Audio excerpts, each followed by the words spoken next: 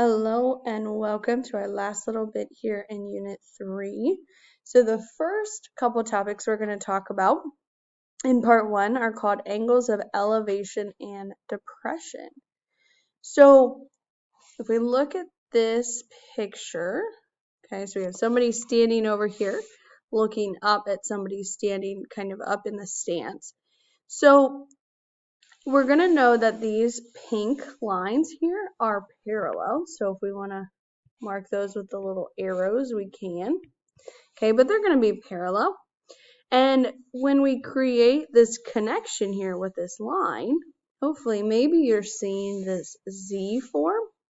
Okay, so when we have parallel lines and two angles that get caught in the pockets of the Z, if you remember way back, these are alternate interior angles. Okay, so we've seen that shape before, but we've never heard the angle of elevation or depression. So angle of depression is from the top parallel line down. Angle of elevation is the bottom parallel line up. Okay, depression is at the top going down. Angle of elevation is at the bottom going up. But because we have parallel lines, and that transversal, these are alternate interiors and they are the same. So we're going to use these when we talk in some word problems. We're going to continue with our SOHCAHTOA and our trig ratios. We're just going to kind of apply it to some word problems now. So this first one, we have a search and rescue team is airlifting people from the scene of a boating accident.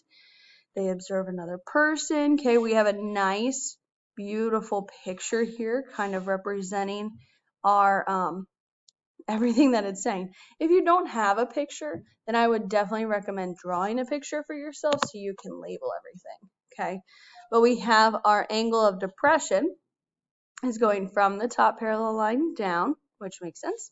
And notice it matches our angle of depression, or our angle of elevation, I'm sorry, because those are alternate interior angles. So if this is the angle, right, we're always focusing on that acute angle when we use our SOHCAHTOA. We have an opposite side with the 18, and we're looking for the adjacent side, which is our x, okay? So we're going to take the tangent of our angle, which is 42. Opposite would be 18. Adjacent would be x. And just like you did in step 13, right, we're going to multiply both sides by x. Oops, forgot my x in the front. And then we all know, divide both sides by the tangent of 42, right? The x does not get to go inside of the tangent. And then, whoops, we have 18 over the tangent of 42. I have my calculator right here. Okay, I'm going to make sure, I'm going to hit that mode button, make sure my calculator is in degree mode, which it is. Perfect. So 18 divided by the tangent of 42. And it says round to the nearest foot. So 20 feet would be our answer. So nothing's changed from what we did in 13, right? We're just adding it to a word problem. All right, let's look at a couple other examples, okay? So again, very nice picture. That's always helpful when we have a nice picture. So we have Leah wants to see a castle in an amusement park. She sights the top of the castle at an angle of elevation, which is labeled right here for us, 38 degrees. She knows that the castle is 190 feet tall. If Leah is 5.5 feet tall, how far is she from the castle to the nearest foot? Okay, so similar to the last problem, again, we already have a nice picture, so we don't have to draw that. We've just added one tiny thing that if you didn't catch it, I'm going to point it out to you. So You can see it. So we have our angle 38.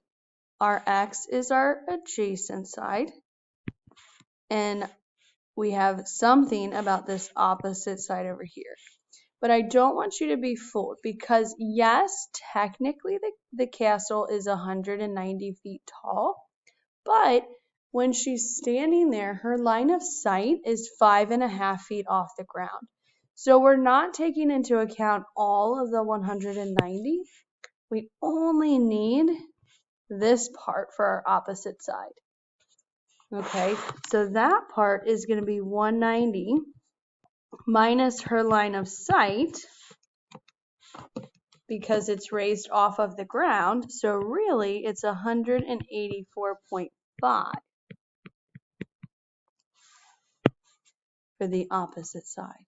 Okay, but we're still going to use tangent. 38, opposite is 190, adjacent is x. And then similar to the last problem, right, we're going to multiply both sides by x. Hopefully you're getting very quick at these. Maybe you don't have to write out all the steps. Divide by the tangent of 38. So x is whatever, 190 over the tangent of 38. I'm going to just plug into my calculator right next to me. Make sure my calculator's in degrees. Got it. Okay, so we got about 243 nearest foot. So I got 243 and units would be feet. All right, we're going to go over one more. Okay, so we have to estimate the height of a tree. Mrs. Long sights the tree's top at 70 degrees of elevation. So then she steps back 10 meters and then has another 26-degree angle. Okay, we're looking for how tall is the tree to the nearest meter. Okay, so this time we have two triangles that we can look at, right? We have the smaller one that we're going to start with right next to the tree. Okay, so if we're looking at that triangle, we're going to definitely focus on 70. X would be our opposite, y would be our adjacent. So we could write the ratio, the tangent of 70 equals x over y. Okay, but then when she steps back, we now have this larger triangle. Okay, so we have the opposite side is still our x. The adjacent side is this entire thing. So we're including the 10 and the y. So when we add those together, we get 10 plus y. So we would still have, oh, I forgot to write it. That would still be adjacent. So then we have the tangent of 26 is x over 10 plus y. So we've kind of set up a little system of equations for ourselves, and then we have to solve it. Okay, so we're going to use substitution, if you remember that from Algebra 1. So in order to use substitution, we need to get our equations either solved for the same thing or one of them solved for the same thing. So we can see that these both have x in the numerator. So if we multiply both sides by y, we would get y times the tangent of 70 equals x. And then this one over here, we'd want to multiply by 10 plus y. So we'd get 10 plus y times the tangent of 26 equals x.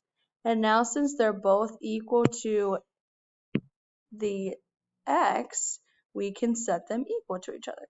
So we can say that y times the tangent of 70 equals 10 plus y times the tangent of 26. Okay, we're going to want to get rid of those parentheses to start. So we'll go ahead and distribute that tangent. We get 10 tangent of 26, whoops, that's a weird 6, 26 plus y times the tangent of 26. Okay, so now we have our parentheses gone, which is great, but we have y's on both sides, so we need to get them on the same side. So I'm going to subtract this y tangent.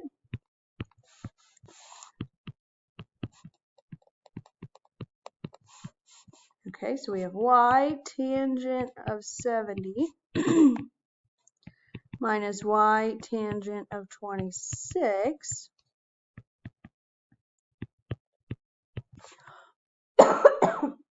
Excuse me. So now that we have all the y's on the same side, we're going to factor that y off of both of those tangents.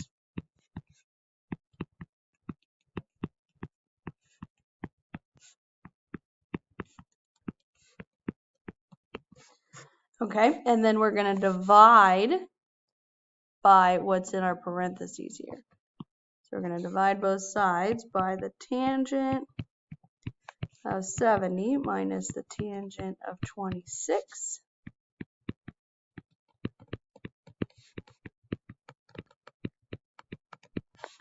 Okay, so then we'd have y equals, on the bottom, tangent of 70 minus tangent of 26 all over 10 times the tangent of 26. So I'm going to show you how to put this in your calculator. I would definitely recommend using the calculator. We're using the calculator. The fraction tool. So 10 tangent 26, and then on the bottom, tangent 70, close parentheses, minus tangent of 26. And we should get, what are we rounding to? The nearest meter. Okay, so for now, since we're just rounding this, we'll say this is about 2.16.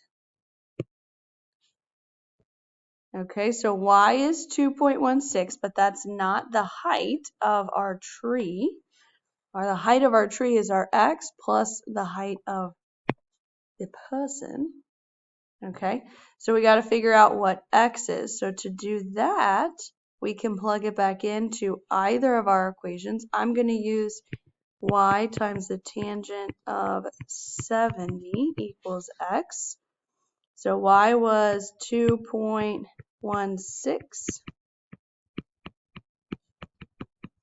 So that means x is about 5.9. So if x is 5.9, to get the total tree height, we would need to add x to the height of Mrs. Long. So the total height would be 5.9 plus her height of 1.7.